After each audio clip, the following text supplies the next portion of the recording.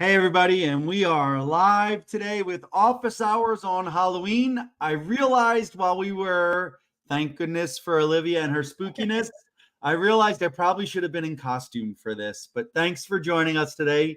And thank you for making this spooky background, Olivia. You're welcome. Happy Halloween, everybody. So I think Olivia had a Halloween question she wanted to ask as we get started. Yeah, so I don't know why, but this came up on our neighborhood Facebook page. It was a very controversial topic, apparently. But what are your thoughts on teenagers trick-or-treating? Like, is there an age limit? I mean, me personally, I think that there's no problem. There are a lot worse things teenagers could be doing. And as long as they're being respectful, as long as they're not like out scaring all the little kids, I don't personally have a problem with it. What say you, Mike? Yeah, I mean, so I'm like, hey, if they're in costume, sure. Like, I don't want to keep the candy. I want to get rid of all the candy. So, like, as long as they're in costume, and I will say I have a 12-year-old that is 5'10". So I will be sad if people are like saying no, they're not going to give her any candy. So I would say as long as they're in costume. And what I love in my community is some of the houses set up parent tables where they're giving out wine, beer, cocktails, or whatever for the parents.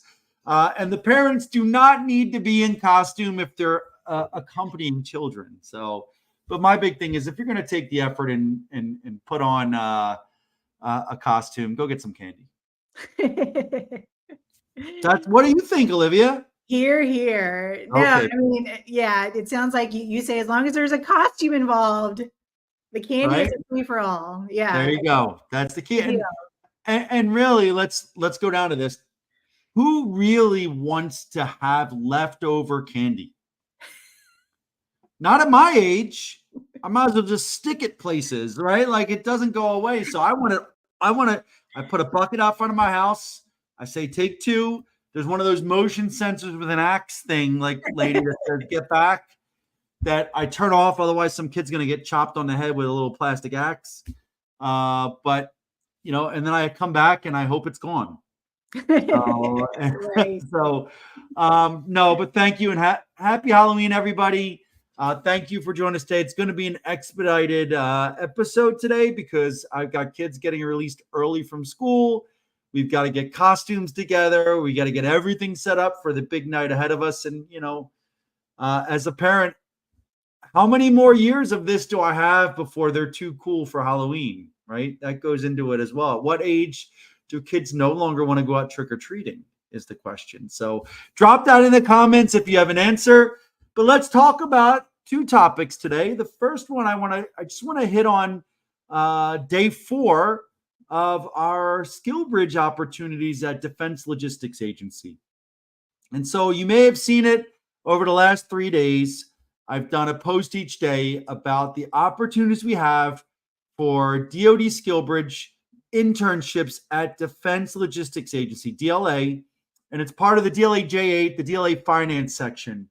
Now, these internships are in business analyst, financial liaisons, and accountants, right? And they are available at their headquarters in Fort Belvoir, Virginia, Richmond, Virginia, Philadelphia, Pennsylvania, Fly Eagles Fly. Hopefully you all stay the same. New Cumberland, Pennsylvania, Battle Creek, Michigan, Columbus, Ohio, and San Antonio, Texas, Mill City, USA. And so what's great about these internships is they are a pipeline to GS civilian roles, right? These are not like contract roles. Like you go there, you work as a member of the team with the Defense Logistics Agency, and if you perform well, they are using rapid hire authority or they're intending to use direct hiring authority where appropriate to bring you right on into a GS civilian position, right? And that's, I will tell you these days, some of those GS civilian roles are really incredible. In fact, I was talking to someone recently about going and speaking to some colleges about why they would want to work. There are people that are getting accounting degrees would want to go into a GS role. And what I explained to them was, the big 4 EY, Deloitte, KPMG, PwC, they primarily hire from the really high-end schools, right? And they get high-end schools with grad degrees. They're not typically hiring people right out of college from the college I attended or from some of the other military schools that we go to. But what I would say to every one of the people going to those schools is if you want to be like a consulting manager in the Big Four, what I would do is I would go get a finance or accounting degree. I would go work 2, 3, 4 years in the government, right, at a government agency, and then I would come in through the government and public sector as a manager. And they will pay bank to hire you if you have the right experience, relationships, and institutional knowledge. And the beauty of that is you will work 40 hours a week as a government official, but I will tell you that the new consultants in a lot of the Big Four are working 60 plus hours a week to kind of like carve their way through the organization. So just think about it. I would say you can reach out to Amber Pickin if you have any questions. These are all listed on the Hire Military website. And over the next week or so, we're just working through some of the procedural things to get it listed. We've got about 120 direct hire vacancies that we're going to start advertising in buckets that you'll be able to either apply through the link to USA Jobs or to come to us. We'll collect the resume and we will directly hand it to someone in their section. If you're a veteran, transitioning service member, or military spouse meeting one of the direct hire authority requirements, so that they could potentially do an interview, and if you're a right fit, make an offer. So excited, check it out. Follow Hire Military. Please go to my profile and click the subscriber bell so you get my stuff. Please connect with Amber Pickin and Lucy Robinson. And super excited about it. Yeah, these DLA roles are really incredible. I mean, this is a really great way to make sure you get your resume in front of people that will look at it and check it out and all that good stuff. So I had a question asked of me, and I was going to ask of you, Mike, about these DLA roles. So let's say you're out of the military. Is there a wait period? I know that some people have talked about a 6-month wait period. Is there any sort of wait period going into these GS jobs? So no, and maybe. So I am not a federal hiring expert, but I've done a lot of research. I've been working with the J1 and everything else. And so the way I understand it is the 6-month waiting period is for retirees, right, for a government civilian role. So if you are retiring from the military with 20 or more years in, there is supposed to be a 6-month waiting period, 180 days after retirement before you can go into a government civilian role. And that was largely created to the way I understand it is to prevent people from creating jobs for themselves and just walking into it non-competitively. But with that being said, there are waivers for all of that. When I was at INSCOM, I connected one of my master sergeants to the GS-14 that was hiring, or GS-15 that was hiring on her team in a section that he was working in. And he got hired right out of the military into that GS-13 role.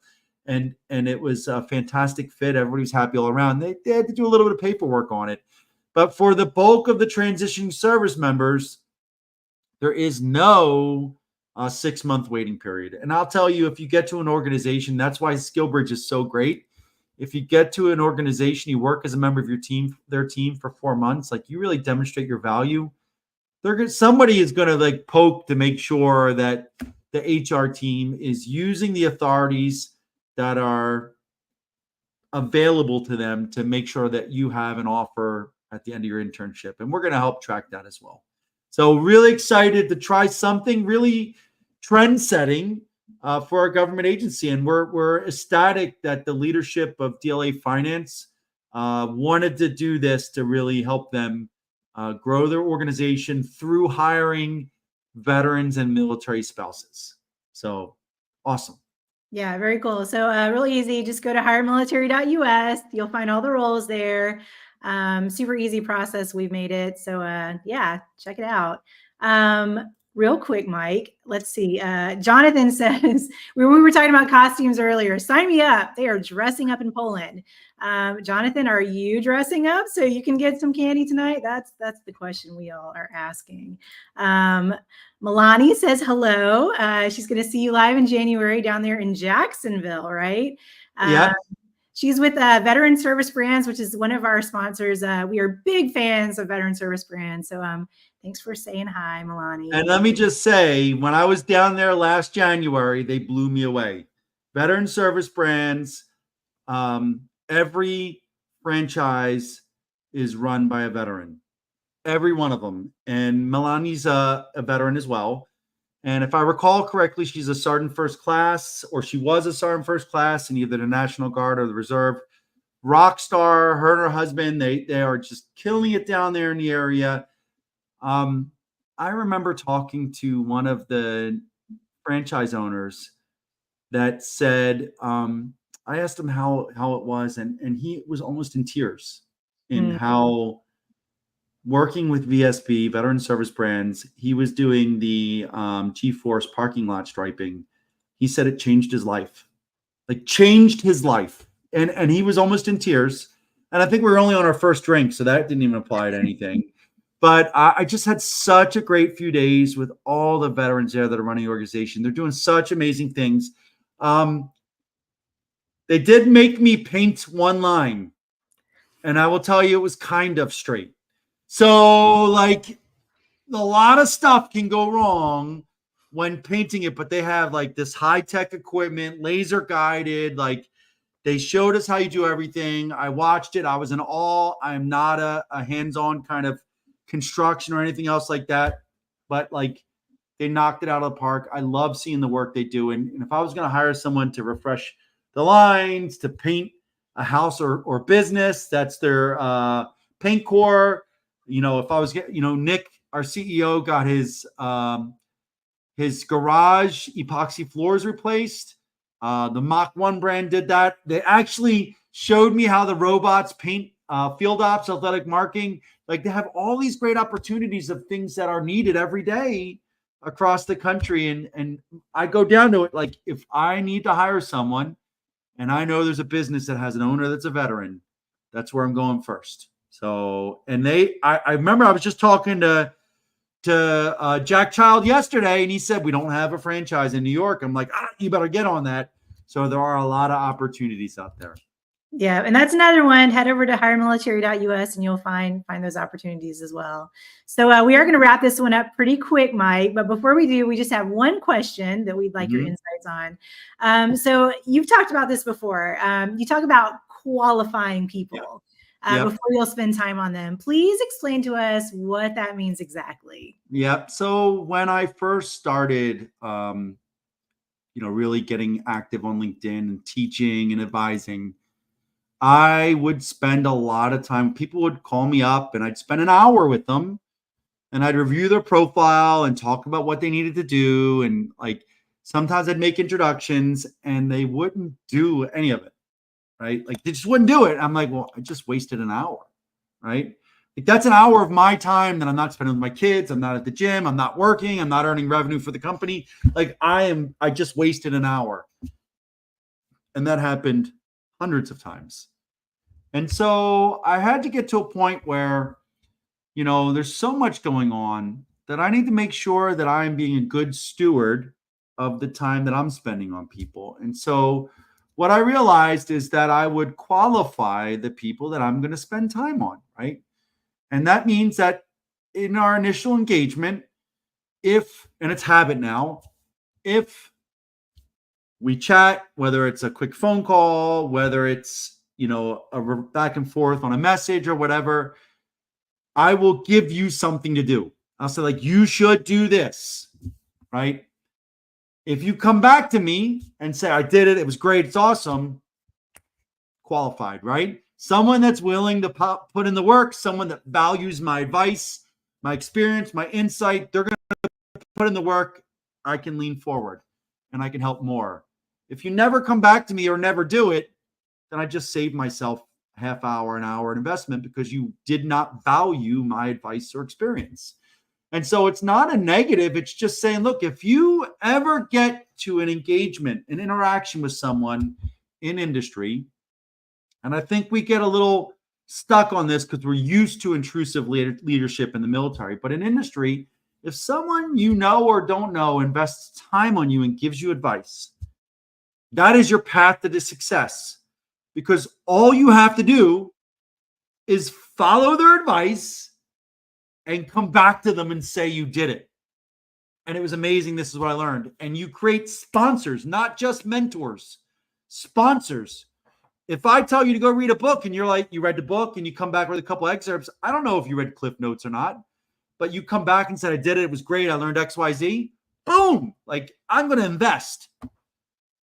But, there's just so many people that want an easy button out there. And at the end of the day, we have to be good shepherds of our own time. And, I would rather spend my time on someone that's going to value it, that's going to take it and run with it and then pay it forward to other people than someone that's literally hasn't done it, isn't going to, if I tell them to do work, they're not going to do it. Right. And that's what I talk about qualifying, relationships, qualifying people's requests, before and you could talk about that for anything in life, but before you actually invest your time, money, effort, you make sure that person is going to, follow through. And that's what I mean. I mean, that's great advice. And I think that goes for any sort of mentoring relationship. If I come to you for advice, it's because I presumably trust your advice. Yeah. So I might as well take it and see how it works for me and then report back. So, yeah. I mean, I've had people come to me and I'm like, hey, go do 5 informational interviews and come back to me. And when you're done, I will open my network to you. Like, when I say I will open my network to you, that means I will introduce you to people, right? Like, in industry, get you to a phone call. Like, maybe 10% actually go do the work, get the 5 and come back to me. Maybe they did the 5 and they don't come back to me, but I don't know if you did it or not. Like, I'm not going and checking your profile. Like, you got to come back. We're not mind readers. And so, like, that is ultimately what you're looking for is your board of directors, right? Your personal board of directors for your transition. And what I mean by that is people that are going to not just be advisors, but are going to advocate on your behalf. They're going to become sponsors. And the only way you turn a mentor to a sponsor is when you show them that you 100% value their experience and insight. You follow up, you engage with them, you kind of give that, they feel like they have skin in the game in your success. And I had some, I had like Dan Savage was one for me. He was the head of veterans program of LinkedIn. I had a couple CEOs that were in it for me. Jonathan Puskas was a Navy captain. He was head of Adidas for North America. Mark Anderson, a senior partner at EY. Joe Quinn, a senior partner at EY. Karen Strom, a partner at EY. I ended up in EY. But like, these are people that when